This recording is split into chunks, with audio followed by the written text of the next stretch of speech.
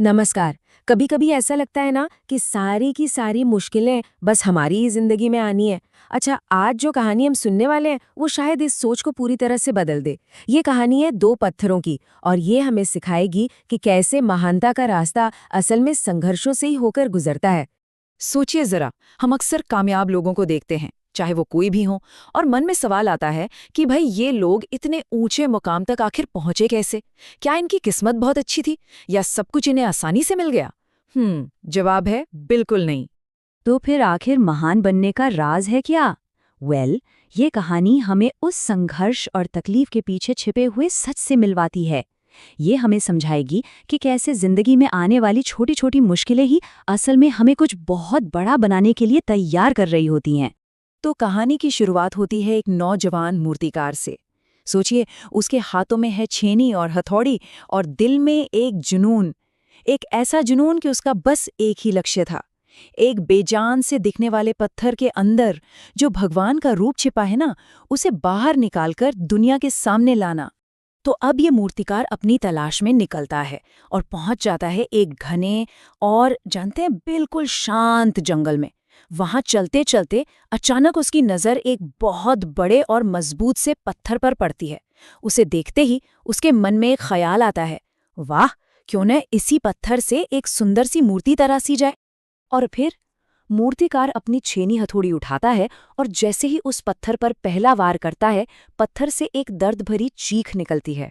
वो पत्थर गिड़गिड़ाने लगता है, रुको प्लीज रुको, मैं ये दर्द बर्दाश्त नहीं कर सकता। अब ये सुनकर मूर्तिकार का दिल भी पसीज गया, उसने उसे वहीं छोड़ दिया और आगे बढ़ गया। वो थोड़ा और आगे चला और उसे एक दूसरा पत्थर मिला। उसने उस पर भी अपनी छेनी से वार किया। अब देखिए, दर्द तो इस पत्थर को भी बहुत हुआ, लेकिन इसने ऊफ तक नहीं की। ये चुपचाप हर चोट को सहता रहा। शायद ये जानता था कि ये दर्द बस कुछ ही देर का है। और बस यहीं पर आता है कहानी का सबसे सबसे अहम मोड़। दो पत्थर और दो अलग अलग चुनाव।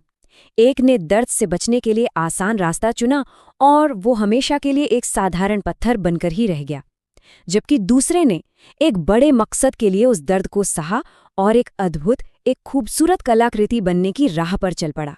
देखिए, ये प्रोसेस बिल्कुल भी आसान नहीं था। ये बहुत लंबा और मुश्किल था। मूर्तिकार वार पर वार करता रहा, पत्थर को काटा गया, फिर उसे घिसा गया, उसे तराशा गया, उसे हर पल तकलीफ हुई, लेकिन वो सब कुछ सहता रहा। और फिर देखते ही देखते उस मूर्तिकार ने उस साधारण से पत्थर को एक दिव्य, एक भव्य मूर्ति में बदल दिया। अब हुआ ये कि कुछ समय बाद पास के गांव में एक बहुत भव्य मंदिर बना। गांव वाले उस मूर्ति को ढोल नगाड़ों और बड़े सम्मान के साथ ले आए और मंदिर के गर्भगृह में स्थापित कर दिया।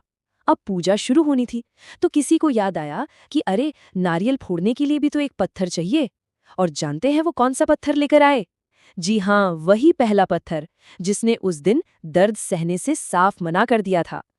तो अब देखिए, दोनों पत्थर एक ही मंदिर में थे, लेकिन उनकी किस्मत में जमीन आसमान का फर्क था। एक की पूजा हो रही थी और दूसरे पे चोट पड़ रही थी। और यहीं से हमें उस तकलीफ की असली कीमत समझ में आती है।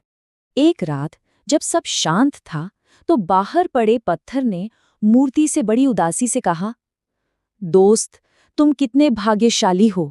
लोग तुम्हारी पूजा करते हैं, तुम्हें फूलों से सजाते हैं, और मुझे देखो, मेरे ऊपर हर रोज नारियल फोड़े जाते हैं। मुझे बहुत दर्द होता है, बहुत चोट लगती है।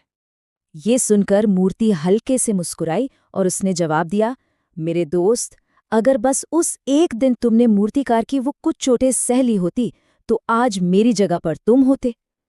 तुमने कुछ पलों के दर्द से बचने का जो फैसला किया था ना, उसकी कीमत अब तुम्हें जिंदगी भर की चोट से चुकानी पड़ रही है। तो देखा आपने, ये कहानी सिर्फ उन दो पत्थरों की नहीं है, बल्कि ये हम सबकी कहानी है। ये दिखाती है कि हम अपनी जिंदगी में आने वाली चुनौतियों का सामना आखिर करते कैसे हैं। तो अगली बार जब भी जिंदगी में कोई मुश्किल आए, कोई दर्द महसूस हो, या कभी ऐसा लगे कि अब आगे बढ़ने का बिल्कुल मन नहीं है, तो बस ये याद रखिएगा कि ये सब तराशे जाने की एक प्रक्रिया है। ये सब आपको एक बेहतर, एक मजबूत रूप देने के लिए हो रहा है। क्योंकि सच तो यही है, यही दर्द, यही संघर्ष है जो किसी भी साधारण चीज को असाधारण बनाता है। इससे भागने का मतलब है साधारण बने रहना चुनना, और इसे सहने का मतलब है महानता की ओर अपना कदम बढ़ाना। और इस पर किसी ने क्या खूब कहा है कि जब तक न पड़े हथौड़े की चोट तब तक तो पत्थर भी भगवान नहीं होता। बस ये एक लाइन इस पूरी कहानी का सार है। तो अब सोचने वाली बात यह है कि अगली बार जब कोई चुनौती सामने आएगी तो हम उसे एक दर्दनाक चोट की तरह देखेंगे या फिर एक निर्माता की छेनी की तरह जो हम में से कुछ अद्भुत तराश रही है, क्योंकि आखिर में चुनाव हमेशा हमारा ही होता है।